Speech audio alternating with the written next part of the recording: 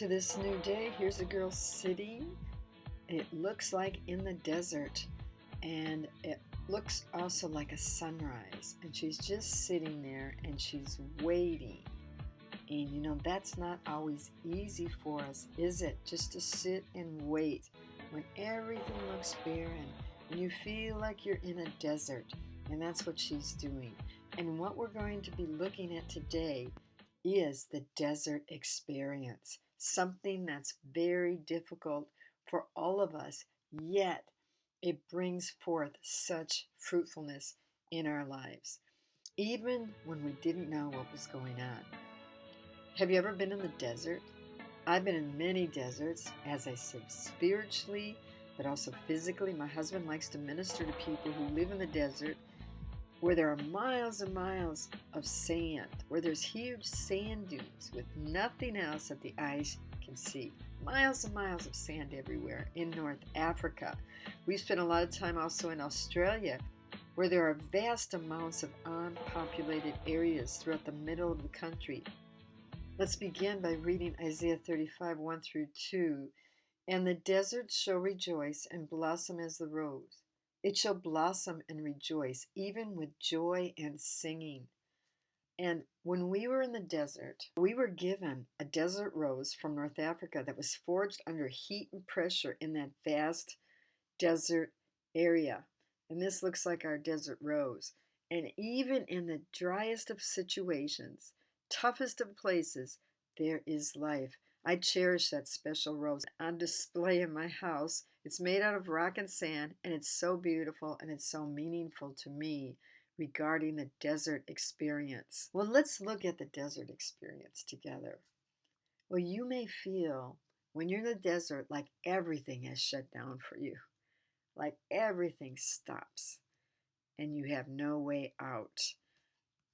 And you may not sense favor where you once did. We've had that where we once had favor, and then all of a sudden everything shuts down.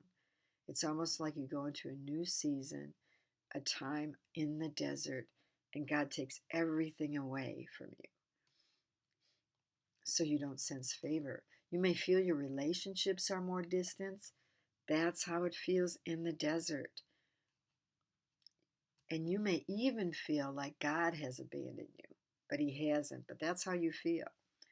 These are what you go through when you're in the desert experiences.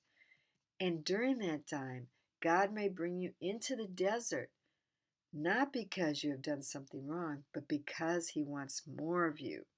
He wants more of us, and that's why He lets us go through this desert.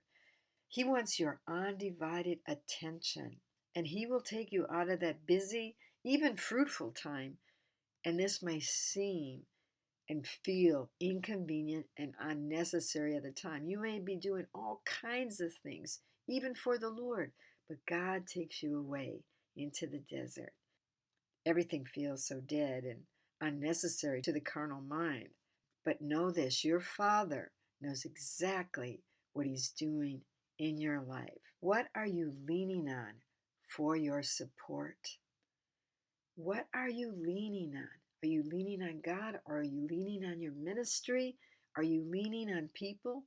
What are you leaning on for your support?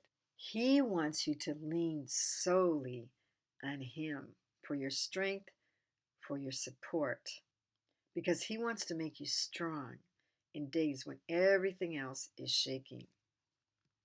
And He is always strategic and purposeful in all that He does. And you might not feel like this is a good strategy in your life at the time because you are going through those feelings of the desert, but it's always purposeful for your life and strategic.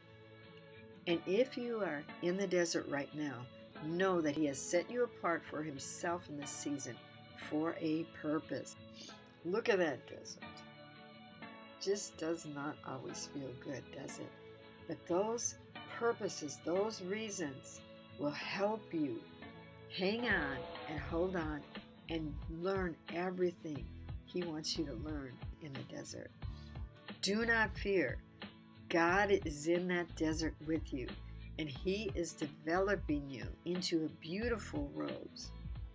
And remember that verse, The desert shall rejoice and blossom as the rose, and it shall blossom abundantly and rejoice with joy and singing. So if you're in the desert, do not look at it as a bad thing, but as a good thing, because everybody who God uses has to go through desert experiences in order for God to remove the dross in our life and bring us deeper and deeper where we depend solely on Him.